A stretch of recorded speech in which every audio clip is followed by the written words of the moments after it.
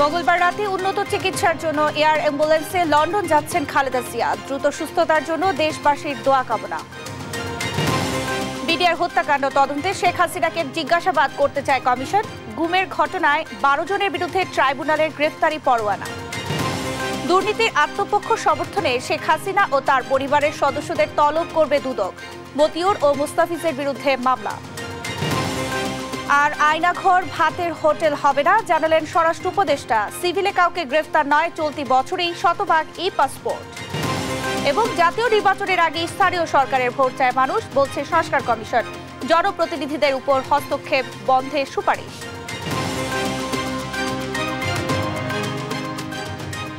সংবাদ সন্ধ্যায় দেখছিলেন একেএসটিএমটি বার সংবাদ শিরোনাম, সঙ্গে আছি আমি শারমিন নাসরিন। উন্নত চিকিৎসার জন্য লন্ডনে যাচ্ছেন বিএনপির চেয়ারপারসন বেগম খালেদা জিয়া। মঙ্গলবার রাত 10টায় কাতারের রয়্যাল এয়ার অ্যাম্বুলেন্সে ঢাকা ছাড়বেন তিনি। সোমবার এক সংবাদ সম্মেলনে এ কথা বলেন বিএনপির স্থায়ী কমিটির সদস্য doctor AZM Zahid Hossain. Liver cirrhosis, kidney রোগ, হার্টের ব্লক সহ নানা রোগে ভুগছেন সাবেক 3 বারের প্রধানমন্ত্রী। নির্জন কারাগারে চিকিৎসা না দেওয়ায় এসব রোগ জটিল আকার ধারণ করেছে। দ্রুত শারীরিক সুস্থতার জন্য খালেদা জিয়া দেশবাসীর কাছে দোয়া চেয়েছেন বলেও জানান ডাক্তার জাহিদ। হাসান মাহমুদের রিপোর্ট। দীর্ঘ প্রতীক্ষার পর মঙ্গলবার উন্নত চিকিৎসার জন্য লন্ডনে যাচ্ছেন বিএনপি চেয়ারপারসন খালেদা জিয়া। এজন্য রয়্যাল এয়ার অ্যাম্বুলেন্স পাঠিয়েছেন কাতারের আমির মোহাম্মদ আল থানি। মঙ্গলবার রাত 10টায় সেই এয়ার অ্যাম্বুলেন্সে কাতার হয়ে লন্ডনে যাবেন খালেদা জিয়া। সোমবার রাজধানীর গুলশান কার্যালয়ে এক সংবাদ সম্মেলনে এসব তথ্য জানান বিএনপির স্থায়ী কমিটির সদস্য ডাক্তার AZM জাহিদ হোসেন। ম্যাডামের শারীরিক সুস্থতার উপর ভিত্তি করে মেডিকেল বোর্ডের পরামর্শক্রমে এই মুহূর্তে উনি সকল যে সমস্ত ফর্মালিটিজ আছে সেগুলো কমপ্লিট করে আগামীকালকে 7ই জানুয়ারি ইনশাল্লাহ রাত 10টায় কাতার আমিরাতসের আমিরের স্পেশাল এয়ার অ্যাম্বুলেন্সে উনি ইনশাল্লাহ ঢাকা এয়ারপোর্ট থেকে ঢাকা দোহা লন্ডন হিথ্রো এই ফ্লাইট ইনশাল্লাহ উনি যাবেন। লিভার সিরোসিস, আর্থ্রাইটিস, ফুসফুস, হার্ট ও কিডনির নানা জটিল রোগে ভুগছেন খালেদা জিয়া। 2018 সালে 8 ফেব্রুয়ারি কারাগারে পাঠানো হয় তাকে। সেখানে তার সুচিকিৎসা না হওয়ায় শারীরিক জটিলতা আরও বেড়ে যায়। কয়েক দফা আবেদনের পরও বিদেশে উন্নত চিকিৎসার সুযোগ দেয়নি শেখ হাসিনা সরকার। বেশিরভাগ সময়ই কেটেছে এভার কেয়ার হাসপাতালে। 5 আগস্ট সরকার পতনের পর মুক্তি দেয়া হয় খালেদা জিয়াকে। তবে শারীরিক জটিলতার কারণে তাৎক্ষণিক নেওয়া যায়নি বিদেশে। চিকিৎসক দলের দীর্ঘ পর্যবেক্ষণ শেষে মঙ্গলবার বেগম জিয়াকে নেওয়া হচ্ছে লন্ডনে। ডাক্তার জাহিদ জানান, দ্রুত সুস্থতার জন্য দেশবাসীর কাছে দোয়া চেয়েছেন বিএনপি চেয়ারপারসন। ম্যাডামের আগামী চিকিৎসাটা যাতে সুস্থ হয়ে আল্লাহর অশেষ মেহেরবানিতে উনি আবার আমাদের মাঝে ফেরত আসতে পারে, সেজন্য দেশবাসীকে ওনার সুস্থতার জন্য দোয়া করার জন্য উনি অনুরোধ করেছে। দলের পক্ষ থেকে আমাদের চেয়ারম্যান, মহাসচিব সহ দলের স্থায়ী কমিটি সবাই আপনাদের মাধ্যমে দেশবাসীর কাছে দোয়া চেয়েছে। ওনার পরিবারের সদস্যরাও ওনার সুস্থতার জন্য দোয়া করেছে। ব্যক্তিগত চিকিৎসক, পরিবারের সদস্যরা বেগম জিয়ার সঙ্গী হবেন। লন্ডনে তাকে স্বাগত জানাবেন তার বড় ছেলে তারেক রহমান ও তার স্ত্রী জোবায়দা রহমান। হাসান মাহমুদ, দেশ টিভি, ঢাকা। বিডিআর বিদ্রোহ কোনো দাবি আদায়ের বিদ্রোহ ছিল না, দেশকে দুর্বল করার ষড়যন্ত্র ছিল, এমন মন্তব্য করেছেন জাতীয় স্বাধীন কমিশনের সভাপতি মেজর জেনারেল অবসরপ্রাপ্ত আ.ল.ম ফজলুর রহমান।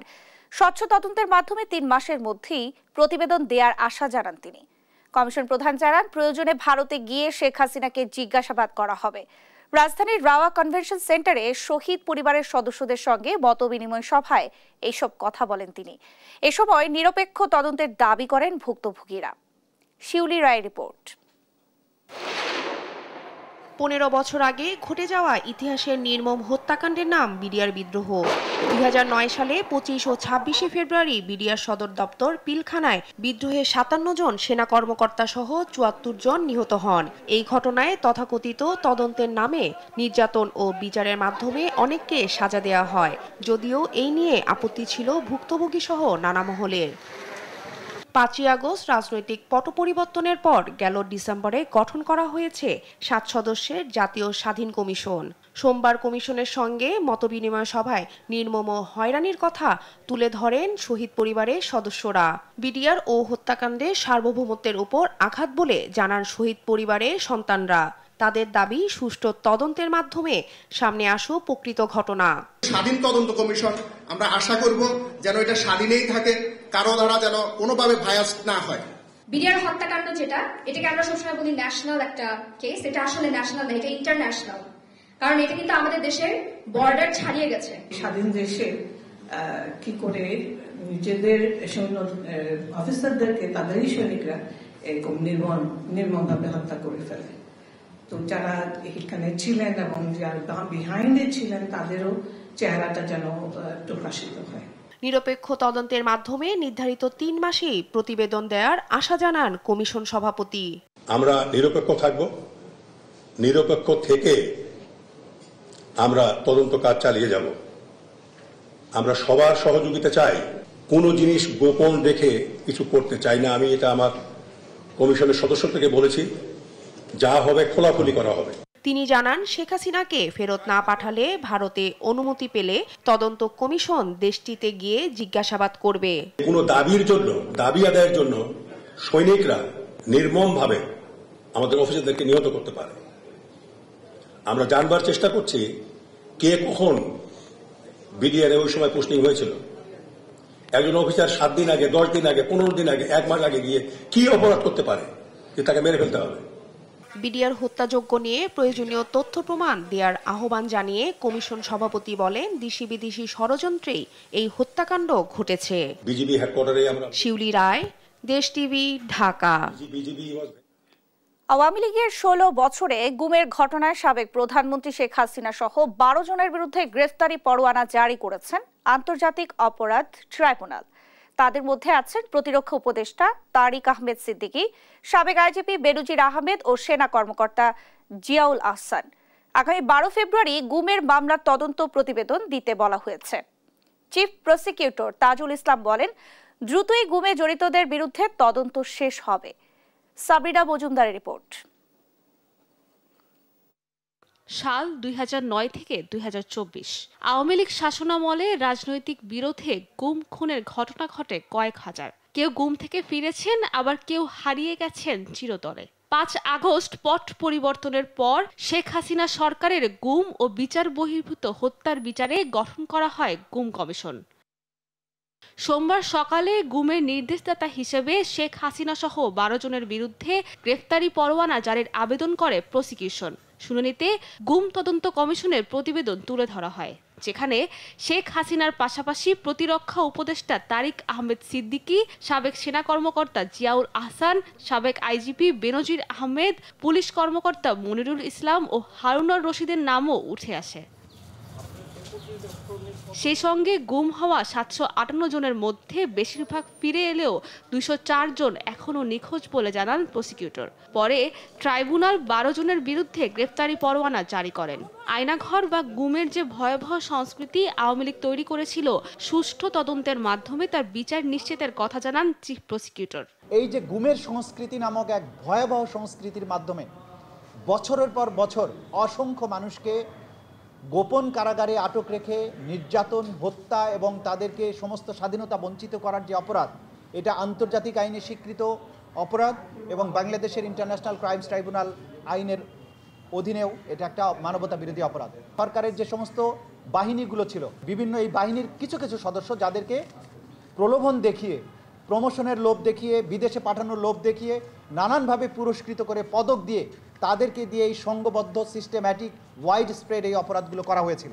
গ্রেফতারি পরোয়ানা জারি করাকে ন্যায় বিচারের প্রথম ধাপ উল্লেখ করে সন্তুষ্টির কথা জানান গুম হওয়া পরিবারের সদস্যরা। প্রধানমন্ত্রী শেখ হাসিনা থেকে শুরু করে তারেক সিদ্দিকী এবং বাকি যারা ছিলেন কমান্ডিং অফিসার্স, তাদেরকে প্রথম দিকে মোটা দাগে অ্যারেস্ট ওয়ারেন্টের আওতায় আনা হলো এবং আমার মনে হয় যে ইন্ডিভিজুয়ালি প্রত্যেকটা কেসকেই আনা হবে। আরমান যেদিন গুম হয় সেদিন 2 দিন আগে আমাকে বলে যে চাচা আমার বাসায় এসে তাকে আমাকে খোঁজ নিয়ে গিয়েছে। তারপর হঠাৎ করেই শুনলাম যে তাকে গুম করা হয়েছে। আমরা বিশ্বাস করি কোনো অন্যায় হবে না, কোনো অনাচার হবে না, অ্যাকচুয়াল যে দোষী সেই বিচার আওতায় আসবে। আগামী 12 ফেব্রুয়ারি গুম মামলার তদন্ত প্রতিবেদন দিয়ে দ্রুত আসামিদের গ্রেফতারের নির্দেশ দিয়েছেন আন্তর্জাতিক অপরাধ ট্রাইব্যুনাল। সাবরিনা মজুমদার, দেশ টিভি, ঢাকা। সাবেক প্রধানমন্ত্রী শেখ হাসিনা সহ তার পরিবারের সদস্যদের উঠা দুর্নীতির অভিযোগ জিজ্ঞাসাবাদের তাদের আত্মপক্ষ সমর্থনের সুযোগ দিবে দুদক। হাজির না হলে আইন অনুযায়ী ব্যবস্থা নেওয়া হবে বলে জানিয়েছে সংস্থাটির মহাপরিচালক। এদিকে সম্পদের তথ্য গোপনের অভিযোগে সাবেক রাজস্ব কর্মকর্তা মতিউর রহমান তার প্রথম স্ত্রী সন্তানদের বিরুদ্ধে আলাদা মামলা করেছে দুদক। সেই সঙ্গে চট্টগ্রাম 16 আসনের সাবেক এমপি মোস্তাফিজুর রহমান চৌধুরী ও তার স্ত্রীর বিরুদ্ধেও করা হয়েছে মামলা। বিস্তারিত ফজলে আদিত্যের প্রতিবেদনে। ক্ষমতাচ্যুত সাবেক প্রধানমন্ত্রী শেখ হাসিনা ও তার পরিবারের অকল্পনীয় দুর্নীতির বিরুদ্ধে যেসব মামলা হয়েছে তার অগ্রগতির জন্য শেখ হাসিনা সহ তার পরিবারের সদস্যদের জিজ্ঞাসাবাদ করতে আত্মসমর্পণের সুযোগ দেবে দুর্নীতি দমন কমিশন। সোমবার দুদকের প্রধান কার্যালয়ে সাংবাদিকদের কথা বলেন সংস্থাটির মহাপরিচালক মোহাম্মদ আক্তার হোসেন। এটা হচ্ছে আত্মপক্ষ সমর্থনের একটা সুযোগ। আমরা আমাদের আইনানুগ যে প্রক্রিয়া আছে সেটা অনুসরণ করেই তাদেরকে অবহিত করা হবে তাদের বক্তব্য প্রদানের জন্য, আত্মপক্ষ সমর্থনের সুযোগ নেবার জন্য। কেউ যদি সেই সুযোগ না নেয় তাহলে দুর্নীতি দমন কমিশন আইন অনুযায়ী পরবর্তী ব্যবস্থা গ্রহণ করবে। এদিকে সম্পদের তথ্য গোপনের অভিযোগে আলাদা মামলা হয়েছে সাবেক রাজস্ব কর্মকর্তা মতিউর রহমান ও তার প্রথম স্ত্রী ও সন্তানদের বিরুদ্ধে। অসৎ উদ্দেশ্যে মিথ্যা ও ভিত্তিহীন তথ্য প্রদান করে জনাব মোহাম্মদ মতিউর রহমান তার প্রথম স্ত্রী জনাব লায়লা কানিজকে অসাধু উপায়ে জ্ঞাত আয়ের উৎসের সহিত অসঙ্গতিপূর্ণ 13 কোটি টাকারও বেশি মূল্যের সম্পদ অর্জনের সহযোগিতার অপরাধে একটি মামলা রুজু করা হয়েছে। অন্যদিকে 22 কোটি টাকার অস্বাভাবিক লেনদেনের অভিযোগে চট্টগ্রাম 16 আসনের সাবেক সংসদ সদস্য মোস্তাফিজুর রহমান ও তার স্ত্রীর বিরুদ্ধে মামলার তথ্য জানায় দুদক। অসৎ উদ্দেশ্যে নিজ নামে 2 কোটি 6 লক্ষ টাকারও বেশি মূল্যের জ্ঞাত আয়ের উৎস বহির্ভূত সম্পদ অর্জন পূর্বক ভোগ দখলে রেখে এবং 6টি ব্যাংক হিসাবের মাধ্যমে 3 কোটি টাকারও বেশি সন্দেহজনক লেনদেন এবং লেনদেনকৃত অর্থ পরবর্তীতে স্থানান্তর, রূপান্তর এবং হস্তান্তরের অপরাধে আরও একটি মামলা রুজু করা হয়েছে। সেই সঙ্গে ভুয়া কর্মকর্তা সেজে দুর্নীতি নিবারণ সংস্থা নামে প্রতারণা করায় আটক 8 জনের বিরুদ্ধে মামলা দিয়েছে সংস্থাটি। ফজলে আদিত্য, দেশ টিভি, ঢাকা। ডিবি কার্যালয়ে আয়না ঘর কিংবা ভাতের হোটেল থাকার কোনো সুযোগ নেই। সিভিল পোশাকে কাউকে গ্রেফতার করা যাবে না, এমনটাই জানালেন স্বরাষ্ট্র উপদেষ্টা জাহাঙ্গীর আলম চৌধুরী। আগামী 31 ডিসেম্বরের মধ্যে 100% ই-পাসপোর্ট চালুর পরিকল্পনা জানিয়ে তিনি বলেন, পুলিশ ভেরিফিকেশনের বিধান এখনো বাতিল হয়নি। 31 জানুয়ারির পর অবৈধ বিদেশিদের বিরুদ্ধে ব্যবস্থা নেওয়ার কথাও জানান স্বরাষ্ট্র উপদেষ্টা। এর আগে পাসপোর্ট অধিদপ্তর ও গোয়েন্দা কার্যালয় পরিদর্শন করেন তিনি। শিউলি রায়কে সঙ্গে নিয়ে নিয়াজ মোর্শেদের রিপোর্ট। সোমবার সকালে রাজধানীর আগারগাঁওয়ে পাসপোর্ট ও বহিরাগমন অধিদপ্তর পরিদর্শন করেন স্বরাষ্ট্র উপদেষ্টা জাহাঙ্গীর আলম চৌধুরী। এ সময় অধিদপ্তরের কার্যক্রম ঘুরে দেখেন তিনি। চলতি বছরই 100% ই-পাসপোর্ট চালুর পরিকল্পনা জানিয়ে স্বরাষ্ট্র উপদেষ্টা বলেন, রোহিঙ্গাদের কারণে এই মুহূর্তে পুলিশ ভেরিফিকেশন বন্ধের সুযোগ নেই। পুলিশ ভেরিফিকেশনের ক্ষেত্রেও কিন্তু জনগণে একটু ইসে থাকে, কি বলে, হ্যারাসমেন্ট হয়, যে পাইতে দেরি হয়, এই হয় সেই হয়, প্লাস পুলিশের সংখ্যা অনেক সময় কম। বাট এই যে রোহিঙ্গার যে সমস্যাটা বললেন, এই জন্য কিন্তু এইটা জিনিসটা উঠানো যাচ্ছে না। সাংবাদিকদের প্রশ্নের জবাবে তিনি জানান, আগামী 31 জানুয়ারির মধ্যে ভিসা সংগ্রহ না করলে বাংলাদেশে অবস্থানরত বিদেশিদের বিরুদ্ধে ব্যবস্থা নেওয়া হবে। 31 জানুয়ারির ভিতরে তাদের এই যে সিস্টেম যেটা ভিসা নেওয়ার নিতে হবে, শুধু তাদের না, তাদের প্রতিষ্ঠানও তা না হলে 31 পরে জানুয়ারি পরে তাদের আমরা আইনগত ব্যবস্থা নিব। পরে ঢাকা মহানগর গোয়েন্দা কার্যালয় পরিদর্শন করেন স্বরাষ্ট্র উপদেষ্টা। আয়নাঘর কিংবা ভাতের হোটেলের সুযোগ নেই জানিয়ে তিনি বলেন, সাদা পোশাকে কাউকে গ্রেপ্তার করা যাবে না। সিভিল ড্রেসে কাউরে অ্যারেস্ট করবে না, তাদের জ্যাকেট অবশ্যই পরিধান করতে হবে, তাদের আইডি কার্ড শো করতে হবে। সীমান্ত পরিস্থিতি নিয়ন্ত্রণে আছে জানিয়ে উপদেষ্টা বলেন, মিয়ানমার সরকার ও আরাকান আর্মি 2 গ্রুপের সঙ্গে নিয়মিত যোগাযোগ রাখছে বাংলাদেশ। আমাদের যেন কোনো রকমের কোনো অসুবিধা হয় না, এই ব্যাপারে আমরা পুরাটা সজাগ আছি এবং বর্ডার কিন্তু পুরা আমাদের নিয়ন্ত্রণে আছে। ছিনতাই বন্ধ ও আইন শৃঙ্খলা পরিস্থিতির উন্নয়নে পদক্ষেপ নেওয়ার কথাও জানান তিনি। এই সময় সচিবালয়ের সামনে আন্দোলনকারীরা শৃঙ্খলা ভঙ্গের কারণেই পুলিশ বাহিনী থেকে অব্যাহতি পেয়েছেন বলেও জানান স্বরাষ্ট্র উপদেষ্টা। নিয়াজ মোর্শেদ, দেশ টিভি, ঢাকা। জাতীয় সংসদ নির্বাচনের আগে স্থানীয় সরকার নির্বাচন চায় দেশের সাধারণ মানুষ ও রাজনৈতিক দলের নেতাকর্মীরা। এমনটাই জানালেন স্থানীয় সরকার সংস্কার কমিশনের প্রধান ডক্টর তোফায়েল আহমেদ। রাজধানীর NILG মিলনায়তনে স্থানীয় সরকার সংস্কার কমিশনের সঙ্গে সাংবাদিকদের সঙ্গে মত বিনিময় সভায় এ কথা বলেন তিনি। তোফায়েল আহমেদ আরও বলেন, স্থানীয় সরকার প্রতিষ্ঠান ও জনপ্রতিনিধিদের উপর এমপিরা যাতে অযাচিত হস্তক্ষেপ করতে না পারে সে বিষয়ে সংস্কার প্রতিবেদনে সুপারিশ করা হবে। কমিশন জানায় 2021 থেকে 2024 সাল পর্যন্ত স্থানীয় সরকার নির্বাচনে 23,000 কোটি টাকা করেছে আওয়ামী লীগ সরকার। সেক্ষেত্রে সংসদ নির্বাচন ও স্থানীয় সরকার নির্বাচন একই সময়ে হলে 600 কোটি টাকার করা সম্ভব। জাতীয় নির্বাচনে যে খরচা হয়েছে,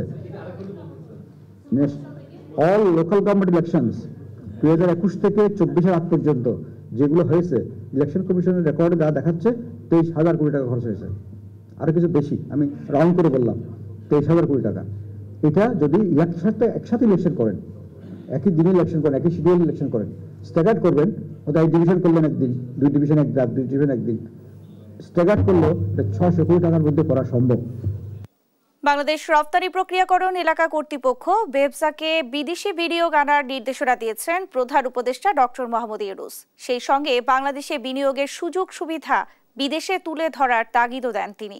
সোমবার রাজধানী তেজগাঁও কার্যালয়ের প্রধান উপদেষ্টার কাছে বেবসার 2023-24 অর্থ বছরের বার্ষিক প্রতিবেদন জমা দেন সংস্থার নির্বাহী চেয়ারম্যান আবুল কালাম মোহাম্মদ জিয়াউর রহমান। প্রধান উপদেষ্টা বলেন, গ্যাস অনুসন্ধান ও সরবরাহ ব্যবস্থার উন্নয়ন করতে হবে। প্রতিবেশী দেশ থেকে জ্বালানি আমদানির মাধ্যমে সুবিধা নিতে পারে কিনা তা খতিয়ে দেখা উচিত। বেবসার সৌর বিদ্যুৎ প্রকল্প স্থাপনের সম্ভাবনা অনুসন্ধানের নির্দেশনাও দেন তিনি। অর্থনীতি কূটনীতির জন্য টিম তৈরি ও বিশ্বের কাছে বাংলাদেশকে তুলে ধরার আহ্বান জানান প্রধান উপদেষ্টা। নিরাপত্তা ও অর্থনৈতিক দিক বিবেচনা করেই পার্বত্য চট্টগ্রাম অঞ্চলে শান্তি নিশ্চিত প্রয়োজন। পাশাপাশি ওই অঞ্চলের ধর্ম বর্ণ নির্বিশেষে সবার সংস্কৃতিকে সম্মান করার আহ্বান জানিয়েছেন পররাষ্ট্র উপদেষ্টা তৌহিদ হোসেন। বিকেলে রাজধানীর ফরেন সার্ভিস একাডেমিতে আঞ্চলিক নিরাপত্তা এবং পার্বত্য চট্টগ্রাম শান্তি চুক্তি 1997 একটি অসমাপ্ত শান্তি নির্মাণ মডেল শীর্ষক বইয়ের মোড়ক উন্মোচন অনুষ্ঠানে এইসব কথা বলেন তিনি। পররাষ্ট্র উপদেষ্টা বলেন, পাহাড়ি অঞ্চল পুরোপুরি নিরাপদ নয়, তবে সেখানে বসবাসরত সবার সুরক্ষার জন্য কাজ করছে সরকার। Unfinished peace building model that we have had there needs to be finished. Finished meaning that you don't have to finish in a day, but then you need to take actions so that peace can return to this land. And at the same time, you also have to take actions so that those who have taken the easy way out of rent seeking, they find it difficult to pursue their trade. So there are two aspects of it. One is the security aspect, the other is the economic aspect. আন্তর্জাতিক প্রসঙ্গ। কানাডায় রাজনৈতিক অস্থিরতা তুঙ্গে। এই অবস্থায় নিজ দলের আইন প্রণেতাদের সঙ্গে টানাপোড়েনে পদত্যাগ করতে যাচ্ছেন প্রধানমন্ত্রী জাস্টিন ট্রুডো। সোমবার তার দল লিবারেল পার্টির সভাপতি ও প্রধানমন্ত্রীর পদ ছাড়তে পারেন তিনি। লুৎফর কবিরের রিপোর্ট। দীর্ঘদিন ধরে কানাডার রাজনীতিতে অস্থিরতা, সময়ের ব্যবধানে তা এখন প্রকাশ্যে। ক্ষমতাসীন দল লিবারেল পার্টির একের পর এক মন্ত্রীর পদত্যাগে অস্তিত্ব নিয়ে টানাটানি প্রধানমন্ত্রী জাস্টিন ট্রুডোর। তার উপর আস্থা নেই এ কথা তুলে পদত্যাগের দাবি উঠেছে খোদ দলের অভ্যন্তরেই। সব মিলিয়ে সামনে যে বড় বিপদ তা আঁচ করতে পারছেন ট্রুডো। ঠিক এমন সময় মেলেছে তার পদত্যাগের গুঞ্জনের ডালপালা। নিজ দল লিবারেল পার্টির সভাপতি থেকে সোমবার পদত্যাগের ঘোষণা দিতে পারেন। একাধিক সূত্রে খবরটি সামনে এনেছে গ্লোবাল অ্যান্ড মেইল। তবে প্রধানমন্ত্রী ট্রুডোর ঘনিষ্ঠ সূত্র স্থানীয় সময় রোববার জানায় এখনও চূড়ান্ত সিদ্ধান্তে পৌঁছাননি তিনি। যদিও রয়টার্স বলছে বুধবার প্রধান একটি জাতীয় ককাস বৈঠকের আগেই আসতে পারে এ ঘোষণা। পদত্যাগের ঘোষণার পর ট্রুডো তৎক্ষণাৎ গদি ছাড়ছেন নাকি নতুন নেতা মনোনীত হওয়ার আগ পর্যন্ত প্রধানমন্ত্রীর দায়িত্ব পালন করবেন তা নিশ্চিত হওয়া যায়নি। তবে এটা নিশ্চিত যে তার পদত্যাগে লিবারেল পার্টির নেতৃত্বহীনতার সংকটে পড়বে। আগামী অক্টোবরের নির্বাচনে বিরোধী দল কনজারভেটিভ পার্টির কাছে বড় ধাক্কা খাওয়ার শঙ্কা রয়েছে বলছে একাধিক জরিপ। এমন সময় ক্ষমতা ছাড়ছেন আগামী 20 জানুয়ারি হোয়াইট হাউসে যখন যাচ্ছেন নির্বাচিত মার্কিন প্রেসিডেন্ট ডোনাল্ড ট্রাম্প। অবৈধ অভিবাসী প্রবেশ বন্ধ না হলে কানাডা থেকে যুক্তরাষ্ট্রে ঢোকা পণ্যের উপর 25% শুল্ক আরোপের হুমকি দেন ট্রাম্প। 2013 সালে গভীর সংকটে থাকা লিবারেল পার্টির ত্রাণকর্তা হিসেবে হাল ধরেছিলেন ট্রুডো। ভারতের এজেন্ট দ্বারা হরদীপ সিং নিজ্জর হত্যাকাণ্ড ইস্যুতে শিখদের পাশে থেকেও পরিস্থিতি সামাল দিতে পারেননি। লুৎফর কবির, নিউজ ডেস্ক, দেশ টিভি। শীতকালীন তুষার ঝড়ের কারণে যুক্তরাষ্ট্রের 30টি অঙ্গরাজ্যের প্রায় 6 কোটি মানুষ ঝুঁকিতে বলে জানিয়েছে মার্কিন আবহাওয়া অধিদপ্তর। মাইনাসের কোঠায় নেমেছে তাপমাত্রা। পরিস্থিতি অবনতি হওয়ার কারণে কয়েকটি অঙ্গরাজ্যে জরুরি অবস্থা জারি করা হয়েছে। আবহাওয়াবিদরা বলছেন, আর্কটিক থেকে হিমবাহ দক্ষিণে আসার কারণে এমন পরিস্থিতির সৃষ্টি হয়েছে। এতে ওয়াইওমিংয়ে একজন নিহত হয়েছেন। আরবিদ আফসারের রিপোর্ট। ভারী তুষারপাতের কারণে পাহাড়ে জমে থাকা বরফ তীব্র গতিতে আছড়ে পড়ছে মাটিতে। এ চিত্র যুক্তরাষ্ট্রের। মার্কিন আবহাওয়া সংস্থার সতর্কবার্তা জারির পর যুক্তরাষ্ট্রে দেখা দিয়েছে ভয়াবহ তুষারঝড়। 30টি অঙ্গরাজ্যের প্রায় 6 কোটি মানুষ ঝুঁকিতে রয়েছে বলে জানিয়েছে আবহাওয়া অধিদপ্তর। বাতাসের গতিবেগ রেকর্ড করা হয়েছে 50 মিটার প্রতি ঘন্টা। এতে জনজীবনে দেখা দিয়েছে চরম দুর্ভোগ। ভারী তুষারপাতের কারণে বরফের চাদরে ঢেকে গিয়েছে রাস্তাঘাট। নেই কোনো মানুষজন। গাড়িগুলোতেও পড়েছে বরফের আস্তরণ। বাসাবাড়ির সামনেও জমে আছে বরফ। ঝরে গেছে গাছপালার পাতা। নেই কোনো সূর্যের আলো। কিছু কিছু জায়গায় আবার রাস্তা থেকে বরফ সরাতে ব্যস্ত কর্মীরা। Washington DC, Philadelphia, saint Louis, Cincinnati ও চার্লসটাউন সহ নানা অঙ্গরাজ্য ঢেকে গিয়েছে বরফে। ন্যাশনাল ওশেনিক অ্যান্ড অ্যাটমসফিয়ারের তথ্য অনুযায়ী -29 ডিগ্রি সেলসিয়াসে নেমেছে কানসাসের তাপমাত্রা।